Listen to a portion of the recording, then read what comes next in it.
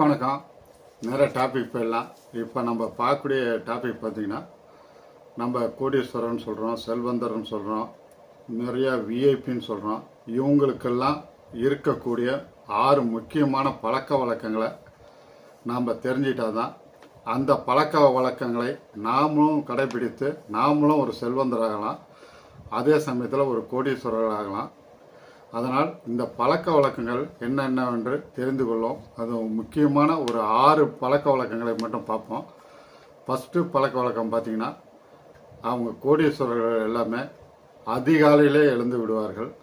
அதே சமயத்தில் உடற்பயிற்சி செய்வார்கள். உடற்பயிற்சி பார்த்திங்கன்னா யோகாசனம், தியானம், அதே சமயத்தில் நடைப்பயிற்சி, அப்புறம் எட்டு போடுறது, அப்புறம் ஜிம்முக்கு போகிறது, இப்படி நிறைய பழக்க வழக்கங்களை அவங்க வீட்டுக்குள்ளாரே ஜிம்மு வச்சுருப்பாங்க.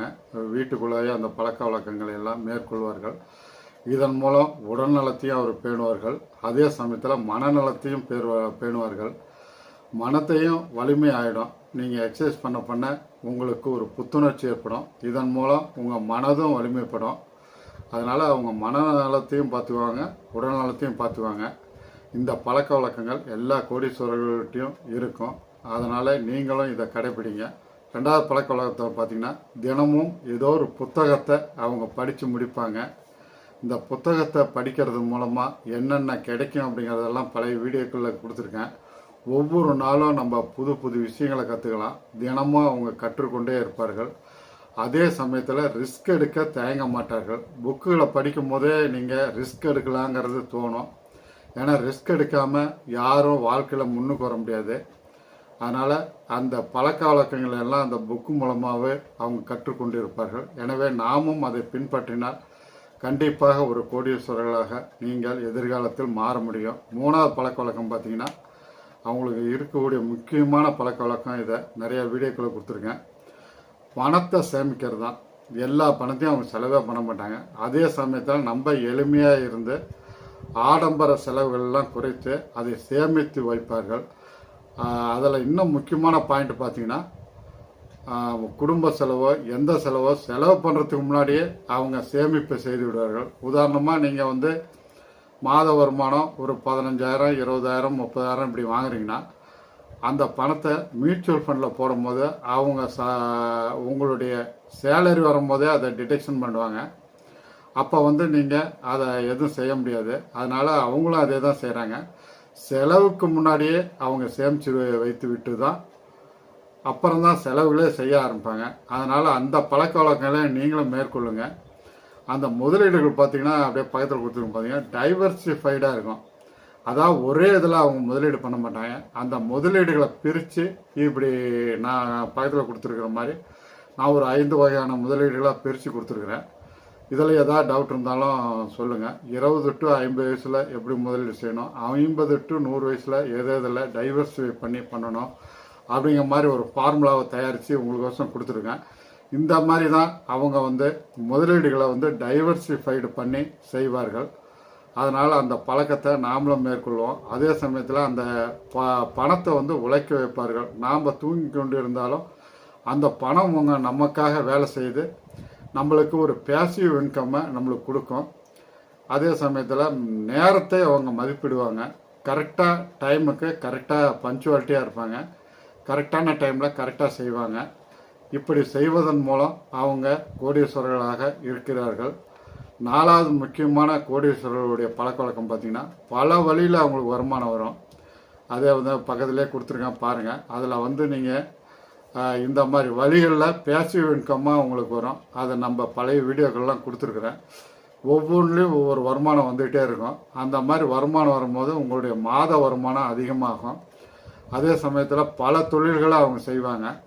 இப்போ உதாரணமாக வேலைக்கு போயிட்டு வந்துட்டும் அவங்க சும்மா இருக்க மாட்டாங்க. ஒரு சீட்டு நடத்துவாங்க, அல்லது ஏதோ ஒரு தொழிலை அவங்க செஞ்சுக்கிட்டே இருப்பாங்க. நிறையா பார்ட் டைம் ஒர்க் இருக்குது. அந்த மாதிரி தொழில்களை அவங்க செய்து பல தொழில்களை மூலம் மாத வருமானத்தை அதிக வர மாதிரி பண்ணிக்குவாங்க. அதே சமயத்தில் உறவுகளை மேம்படுத்துவாங்க. அதாவது நண்பர்கள், ரிலேட்டிவ்ஸு, இவங்கெல்லாம் பார்த்திங்கன்னா கரெக்டாக டாக்கிங் குறைவாக பேசி அவங்ககிட்ட அந்த உறவுகளை மேம்படுத்தி வச்சுருப்பாங்க. யார்கிட்டையும் அவங்க தயாராக இருக்க மாட்டாங்க. நீங்கள் கோடீஸ்வரர்லாம் பார்த்தீங்கன்னா தெருவில் நின்று சொந்தக்காரங்கிட்ட சண்டை போடுறது, ஃப்ரெண்ட்ஸுங்கிட்ட சண்டை போடுறது, இந்த மாதிரிலாம் நீங்கள் பார்த்துருக்க முடியாது. ஏன்னா அவங்க உறவுகளை மேம்படுத்துறதுல நம்பர் ஒன்னாக இருப்பாங்க. அதே சமயத்தில் அவங்க சர்க்கிளை வந்து அதிகப்படுத்தி கொண்டே இருப்பார்கள். அவங்களுடைய உறவுகள், நண்பர்கள் மூலம் நண்பர்கள், இப்படி நிறைய சர்க்கிளை அவங்க வளர்த்துக்கிட்டே இருப்பாங்க. எதனாலன்னா அப்படி சர்க்கிளை வளர்த்தும் போது தான் நிறைய வாய்ப்புகள் கிடைக்கும் அப்படிங்கிறது அவங்களுக்கு தெரியும். அதற்கு ஏற்கனவே சொல்லியிருக்கேன், கேளுங்கிற மந்திர வார்த்தையை பயன்படுத்தி அவங்க வந்து நிறைய வாய்ப்புகளை நிறைய பேர்த்துட்டு, ஒரு 10 பேர்த்துட்டு கேட்டாங்கன்னா 2 பேர்த்துட்டு அந்த வாய்ப்பு கிடைக்கும். அப்போ அவங்களுடைய சுற்று வட்டாரங்கள்லாம் பார்த்தீங்கன்னா ஒரு 10,000 பேர் தெரிஞ்ச நபராக இருப்பாங்க, 1,00,000 பேர்த்த தெரிஞ்ச நபராக இருப்பாங்க. இப்படி உங்கள் சர்க்கிளை வளர்த்துக்கிறது மூலமாக தான் நீங்கள் கோடீஸ்வரர் ஆக முடியும். அதே சமயத்தில் 5வது பாயிண்ட் வந்து சோம்பேறித்தனமாக இருக்க மாட்டார்கள். அவங்க பார்த்தீங்கன்னா சோம்பேறித்தனமாக இருக்கவே மாட்டாங்க. உடல்நல சரியில்லைனா கூட அவர் மாத்திரையை போட்டுட்டு, ஊசி போட்டுட்டு அவங்க பாட்டு அவங்களுடைய பணிகளை செய்து கொண்டே இருப்பார்கள். அதனால் நாமளும் அந்த சோம்பேறித்தனத்தை தூக்கி எறிவோம்.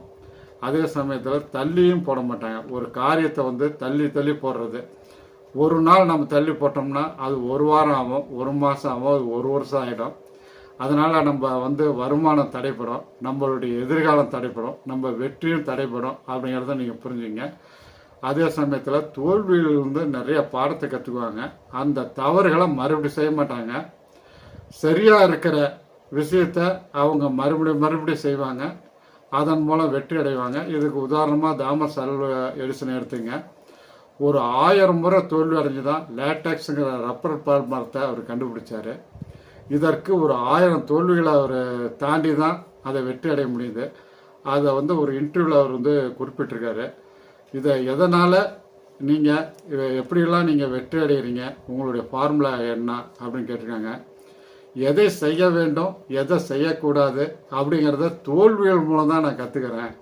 அதனால தான் நிறைய நான் வந்து விடாமுயற்சியோடு செயல்பட்டு கொண்டே இருக்கிறேன். தோல்வியை பற்றி நான் கவலையப்படுறதில்லை என்று கூறியுள்ளார். எனவே நாமும் அதை ஃபாலோ செய்வோம். கண்டிப்பாக நாமளும் செல்வந்தர் ஆவோம். 6வது பாயிண்ட் பார்த்தீங்கன்னா நேர்மறையான சிந்தனையோடு இருப்பாங்க கோடீஸ்வரர்கள் எல்லாமே. அவங்ககிட்ட நெகட்டிவ் வேர்ட்ஸை நீங்கள் பார்க்க முடியாது. பாசிட்டிவான செயல்பாடும் பாசிட்டிவாக இருக்கும். அதே சமயத்தில் ஒரு இலக்கு அமைப்பாங்க. 5 வருஷத்தில் ஒரு இலக்கு, 10 வருஷத்தில் ஒரு இலக்கு, 20 வருஷத்தில் ஒரு இலக்கு.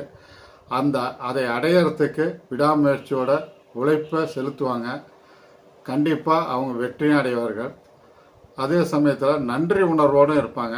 அசையும் பொருள், அசையா பொருள் எல்லாத்துக்குமே அவங்க நன்றி கூறுவார்கள்.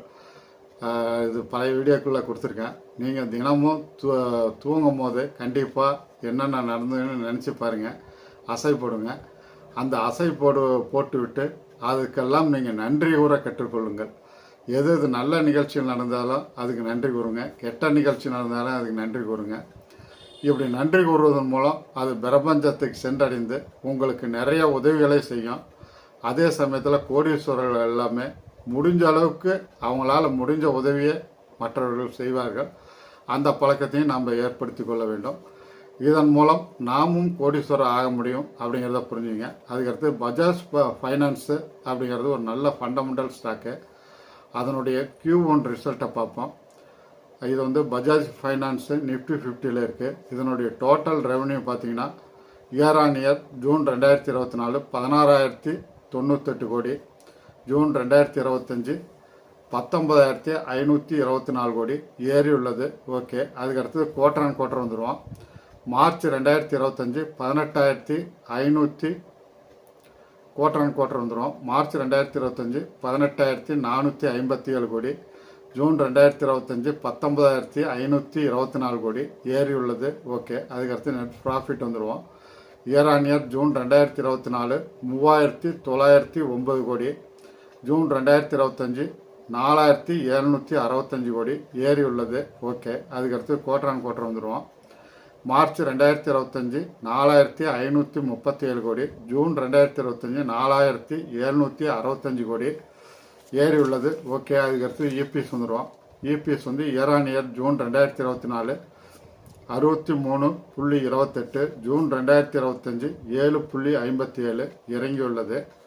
அதுக்கடுத்து குவார்டர் ஆன் குவார்டர் இபிஎஸ் வந்து மார்ச் 2025 72.35, ஜூன் 2025 7.57 இறங்கியுள்ளது. இபிஎஸ் தான் year on year quarter on quarter இறங்கியுள்ளது. ரிசல்ட்டை பொறுத்தவரை ஒரு சுமாரான ரிசல்ட் தான். 60% மார்க்கு நான் கொடுப்பேன். டிவிடெண்ட்டு இது கொடுக்கப்படவில்லை.